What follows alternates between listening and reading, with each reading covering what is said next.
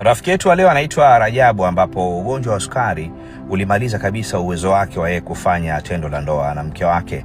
Lakini tayari alikuwa ameshapata watoto wawili, mmoja wa kike, mmoja wa kiume, na ni wakubwa, na pesa ipo kama unavyojua, lakini afya ndio kila kitu.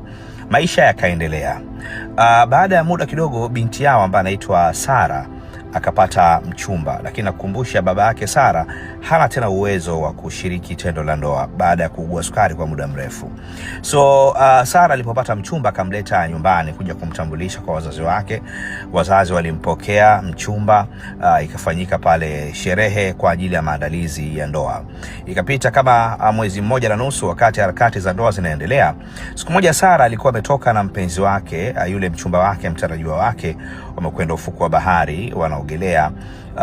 Mwanaume alikuwa amekwenda kuogelea kwenye maji, Sara alikuwa amebaki nchi kavu ufukweni akiwa na simu ya mpenzi wake. Ghafla pale juu ikapop message, ikaingia message, kuiangalia namba imeseviwa mama mkwe. Message inasema hivi: tafadhali Abel, na kuomba fanya utakavyofanya, usije ukamwoa binti yangu Sara. Siwezi kushare utamu huu na binti yangu. Sara alishtuka, mapigo ya moyo yakaenda mbio. Baadaye mpenzi wake aliporudi akamuuliza, huyu ni mama yangu sio? Akamwambia ndio. Hiki nini?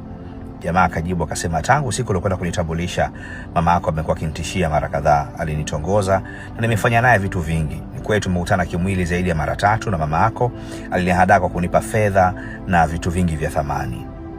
Binti yupo kwenye majonzi, yupo kwenye stress. Hajui kama amuulize mama yake, hajui kama amwachie ile tu na mama yake, hajui kama aingie kwenye ndoa, na anauliza, je, akiingia kwenye ndoa anajihakikishaje kuwa hatoshare tena na mama yake? Vipi, kweli mwanaume wake ataendelea kuwa mwaminifu kwake au ataendelea kumficha kuendelea kudate na mama yake? Yuko njia panda, tumsaidie ushauri. Sara kwenye comment.